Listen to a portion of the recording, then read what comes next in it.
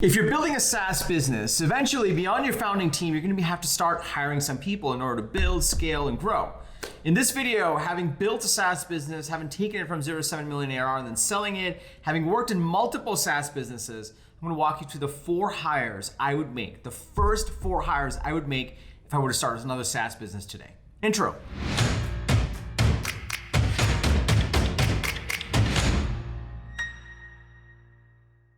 What's up, everybody? Welcome to Unstoppable. I'm TK. On this channel, I bring an episode every Sunday and every Wednesday to help startup founders like you navigate the path to product market fit, navigate the path to the next stage of growth with an unstoppable strategy. So if you're new to this channel, welcome.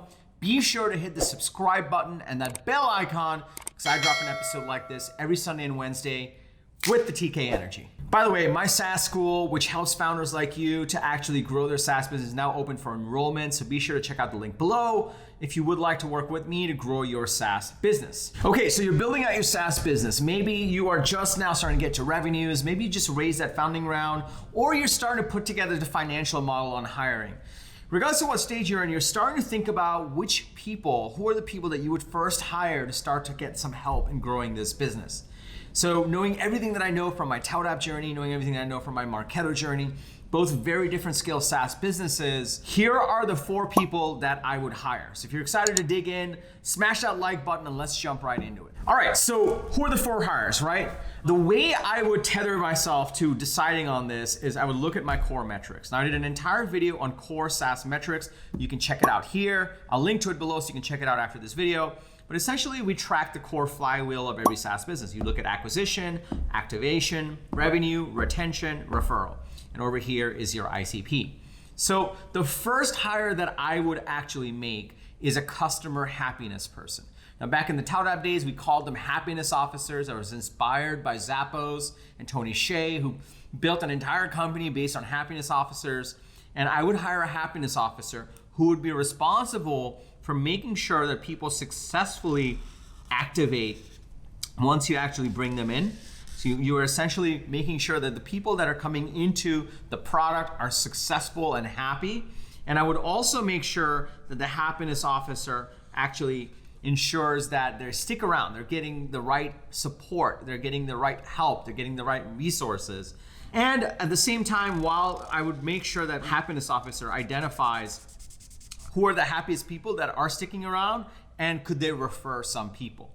So essentially what ends up happening is the happiness officer, the first one that you hire, kind of picks up sort of a hybrid support, customer success type of role. In the early days, you can't really afford to specialize in each of those roles. So I generally like to do a customer happiness person. That customer happiness person is required to kind of split their day. Half of their day is on proactive stuff to help people understand the product better, create help articles, maybe videos. And the other half of the day is to react to whatever the customers and users are coming at you with to make sure they get responsive support. So that would be my first hire. My first hire would be a happiness person. The second hire I would make, absolutely that I would make is a marketing person. Now, you may be already doing some of the marketing. Maybe you're in my Unstoppable SaaS School program or building out your Unstoppable sales funnel. So you're doing a lot of this. One of the first recommendations I make, especially in the early stages, is to actually bring on someone dedicated to marketing. And that way, that person, let's use a different color for this, that person will solely be responsible for this relationship, reaching out to your ICP, operating that sales funnel, and making sure that you're acquiring as many leads and users as possible. You want someone just owning that and operating that unstoppable sales funnel.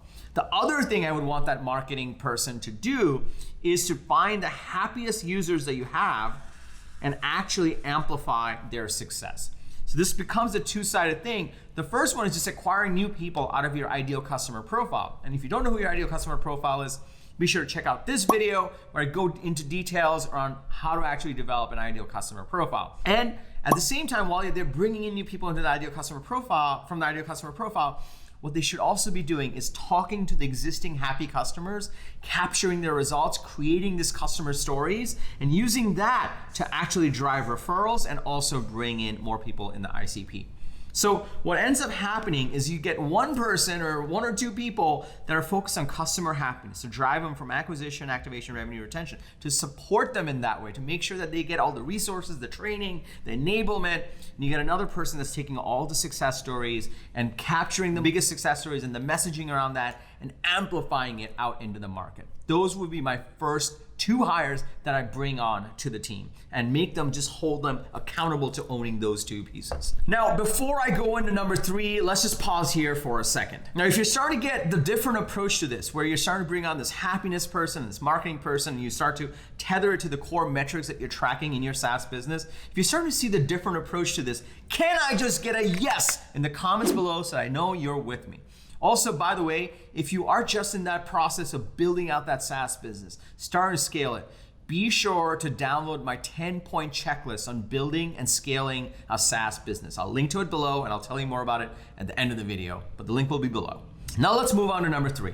Okay, so number one is your happiness person, right? Number two is your marketing person. Now, the number three thing that I would then start to focus on, now regardless of whether you're just a SMB play or you're a product-driven play or you're an enterprise play, the number three person I would actually go into is actually a little bit of a trick. It's number three and number four. I would get two salespeople. So I wouldn't just get one, I would definitely get two, but once I've got the marketing down, because then I know enough leads and the messaging and all that will start to come in, and I have the happiness down because that way my SaaS business retention is most important, so that'll be taken care of. The number three and number four roles that I would fill are two salespeople. And these salespeople will ideally be a moderate base, but a really, really high commission. And I would make sure that they're responsible not just for closing deals and responding to inbound leads, but they're also responsible for prospecting. Hopefully by this stage, you are essentially have been like the number one AE and you can kind of teach them a sales process that has worked for you. And on top of that, because there's two of them, you'll start to understand, are you teaching the sales process the wrong way? Is the sales process different when you're not the founder? Or is it the person you hired? Because you'll have two people to compare against, which is why I recommend two people. And that way, you'll have two people focus purely on this piece, the activation to revenue piece. And that way, you can make sure that once you get a lead or they actually do outbound using an unstoppable sales funnel, we teach you that as well in the program, they're able to actually convert that to real revenue. So when you make these four hires, you're gonna essentially have someone that's focused on customer happiness, you're gonna have someone that's focused on amplifying your message, and you're gonna have two people that are focused on converting to revenue. And as you're building out your SaaS business, those are the four roles, the four people that I would hire as I'm building out my SaaS business. Now, if you're really serious about building out your SaaS business, you should check out my 10-point how to start and build and scale a SaaS business guide. I'll link to it below, or you can go to tkkader.com/SaaS-checklist. In that guide, I'll walk you through specific questions that will stress test the strategy of your SaaS business and help you clarify whether you're going about it with an unstoppable strategy or not. Lastly, if you like this video, please be sure to smash that like button. If you're new to the community, be sure to hit the subscribe button and that bell icon.